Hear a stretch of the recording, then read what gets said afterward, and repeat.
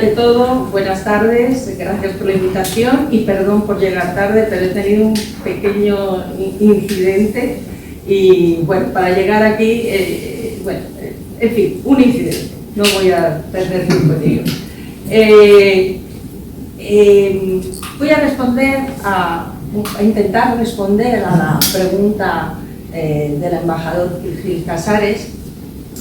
Y claro, en mi caso, yo no puedo opinar demasiado lo que está ocurriendo ahora. Para eso está mi colega, aunque bueno, es colega de mi antigua profesión, porque yo ya, la verdad es que el periodismo lo he dejado a un lado, entre otras cosas porque ya tengo una edad en la que necesito vivir con cierta tranquilidad.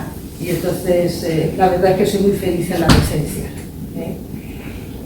Pero en aquella época, sí puedo contar unas cuantas cosas que a lo mejor pueden aclarar las posibles respuestas a la pregunta de ¿por qué no hablar de Guinea Ecuatorial?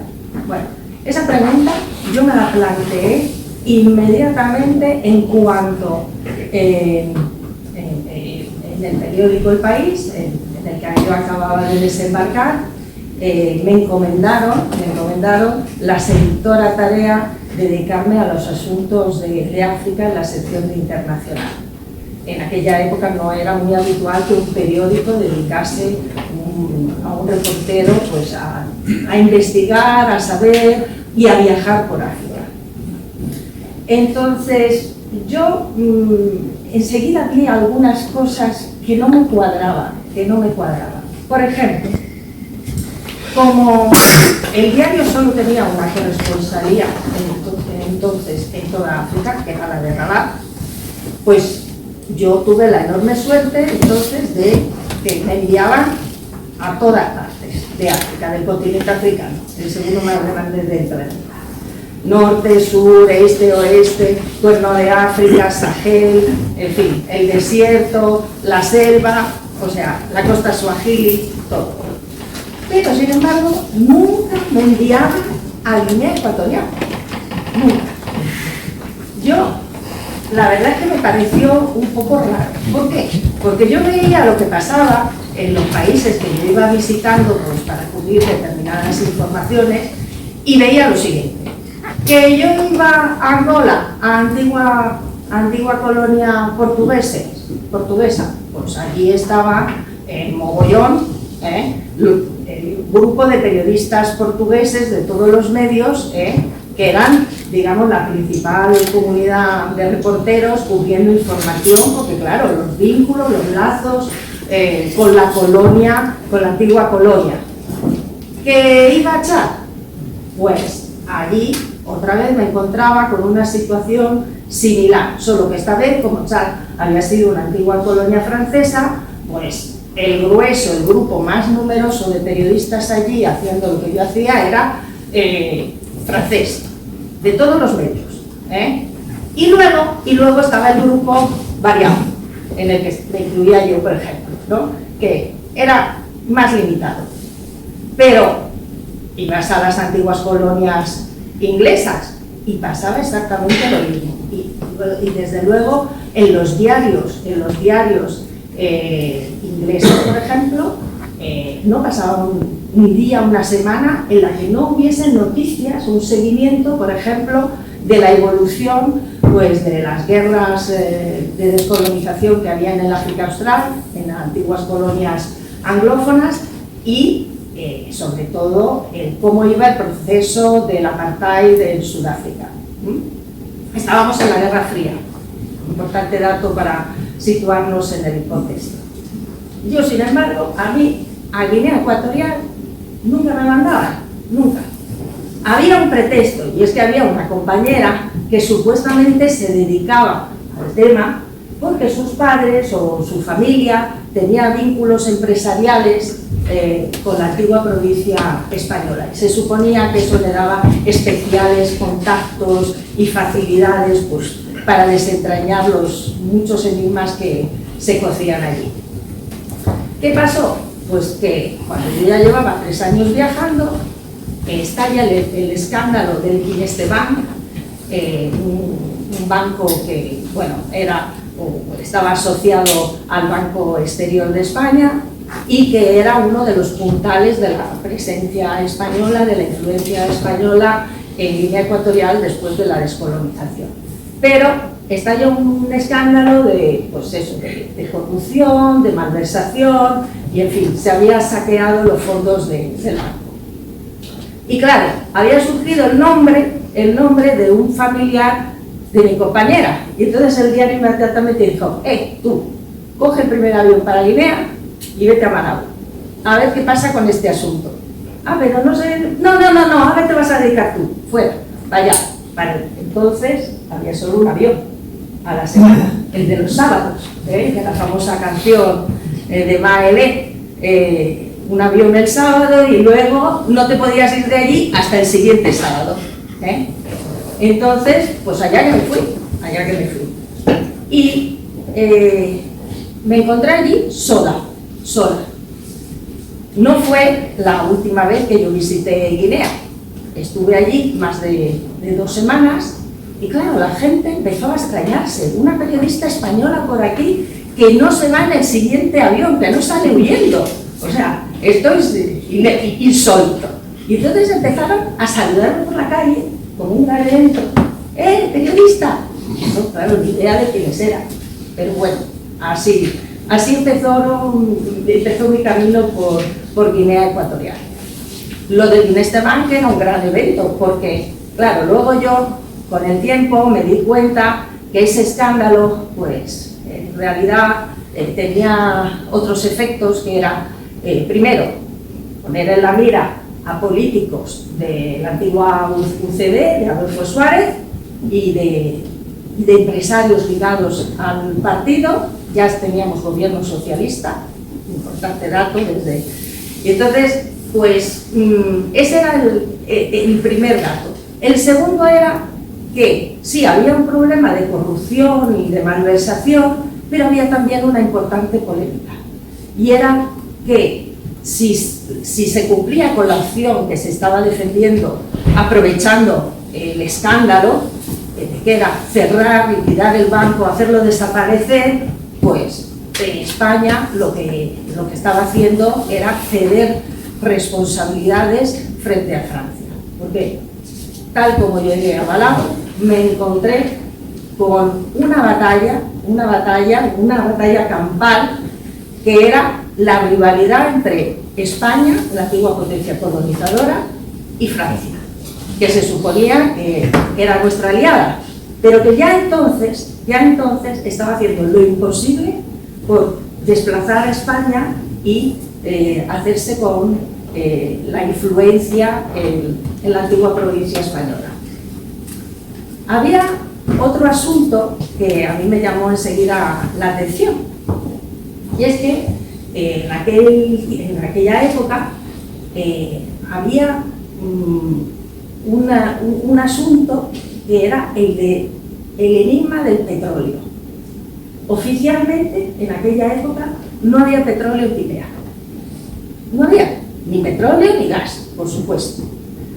Y claro, era como si hubiese caído allí un rayo justo en la pequeña Guinea Ecuatorial hispana, el único punto de hispanidad en el continente africano al sur del Sáhara, y había caído un rayo y misterio geológico justo ahí. Daba la casualidad que todo el mundo te decía que allí no había petróleo. Lo había en todos los países limítrofes con Guinea, pero allí no. Era un poco raro, la verdad, porque desde Malabo, acuérdate, ese hotel Bahía, donde se dice que Forza de la novela, se veían los pozos de petróleo de Nigeria. ¿Qué pasaba? Que había una raya, había separado las profundidades marinas de Guinea para que allí no hubiese ni gota de petróleo. Es que los demás, en el Golfo de Biafra, no solo tenían petróleo, sino que tenían en cantidades ingentes los países de alrededor, y además de un petróleo de una extraordinaria calidad. ¿Qué pasó? Que como yo era la periodista allí, pues a pesar de que había un ambiente de miedo, porque había un ambiente de miedo, porque la gente no se había olvidado lo que había pasado con Macías y no se habían olvidado que era el sobrino de Macías, que estaba en las cárceles donde se torturaba y se maltrataba a la gente. Y entonces la situación era, bueno, parece que ahora se porta bien y parece como que quizás va a haber un cambio, pero no nos fiamos. Y en el caso de España, la comunidad española lo mismo, porque había muerto una monja en extrañas circunstancias y un empresario español que no se pudo salvar de las heridas que tenía de un accidente, no me acuerdo exactamente bien, y las autoridades guineanas bloquearon su subida a un avión de Iberia para que salvase su vida en un hospital español. Pero todo esto, digamos, desapareció o, digamos, se dio informativamente, pero en alguna revista no se trató. Como era la única periodista, ¿qué pasó? Que la gente confió en mí, guineanos y españoles, y llegaron a mis manos unos informes que demostraban que en Guinea no solo había petróleo, sino que había petróleo en cantidades ingentes y de gran calidad. Y que además los españoles habían empezado esas prospecciones a mediados de los años 60. ¿Por qué lo habían mantenido en secreto? Bueno, pero desde luego yo tenía en mis manos una gran exclusiva, porque se había hablado que había petróleo, pero yo tenía las pruebas. O sea, eso es la delicia, debería ser la delicia de cualquier director de periódico. Pues, querido embajador, mi director decidió que ni una línea de ese tema. Y en lugar de mirar la documentación, lo que dijo es: quien diga que hay petróleo en Guinea es que no tiene ni puñetera idea de lo que pasa así. Es decir, así, se acabó la historia. Entonces, pues, bueno, me pasó lo mismo, ojo, en el ámbito académico. Un profesor que de pronto se puso muy nervioso cuando le dije: tengo documentación, investigaba la historia de Guinea, digo, tengo documentación sobre las prospecciones petroleras realizadas en la época de Franco. No las quiso ni ver. Dijo, no, eso no es posible, no es posible. Menos mal que un par de meses después, un importante diario estadounidense publicó que Guinea era el Kuwait de África. Y así ya, bueno, yo me quedé tranquila diciendo, no he sufrido alucinaciones. Mis fuentes son más que fiables. Pero tenía que ser un diario americano, no podía ser una periodista española. ¿Por qué? Pues nunca lo he entendido muy bien. Lo que sí tuve clara noción es de que, digamos, Guinea Ecuatorial se convirtió para mí en una gran lección, un máster de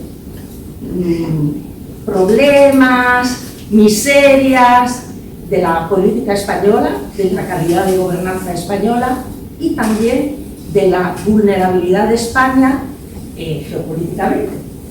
Y claro, me encontré, por ejemplo, pues allí pues yo me familiaricé inmediatamente con personajes que no se veían, pero estaban por ahí, que eran los agentes Paesa, los Villarejos, los que luego se hicieron muy famosos. Yo ya los conocí en los años 90, a principios de los años 90. Y estoy segura de que ellos intervinieron o tuvieron un papel cuando mis jefes decidieron situarme fuera del radio de acción de la información relativa a Guinea Ecuatorial. ¿Cómo lo hicieron? Me colocaron en el turno de noche, que es el turno en el que se colocan los periodistas para que tecleen solamente, simplemente para corregir las crónicas de otros periodistas. Para eso utilizaba yo el teclado. No podía escribir ni de Guinea ni de nada más. No me ocurrió solo a mí, ocurrió también a otra periodista en otro medio. ¿Por qué? Porque a medida que el tema del petróleo fue avanzando, se fue también recrudeciendo una represión de Obiang contra la oposición. ¿Por qué? Porque Francia aprovechó que Obiang estaba muy molesto, como dicen allí, con el gobierno socialista, que quería convencer a Obiang de que con el fin de la Guerra Fría había que democratizar el país, y estaba muy molesto, y los franceses inmediatamente aprovecharon para ver si ocupaban el hueco de España. De hecho, el cierre del Guinness Bank inmediatamente fue sustituido, ese banco, por un banco francés que a partir de ese momento pues acabó con el ole guineano e impuso el franco CFA, esa moneda que digamos, se hace con el respaldo del Banco Central francés y que se emite en París y con la que los franceses controlan todavía sus antiguas colonias africanas. Bueno, cada vez menos. Los últimos golpes de Estado que están viendo en África pues están demostrando que los africanos están total, acabo enseguida. ¿Qué ocurrió? Pues que yo acabé en el turno de noche, la otra periodista también en otra sección de castigo.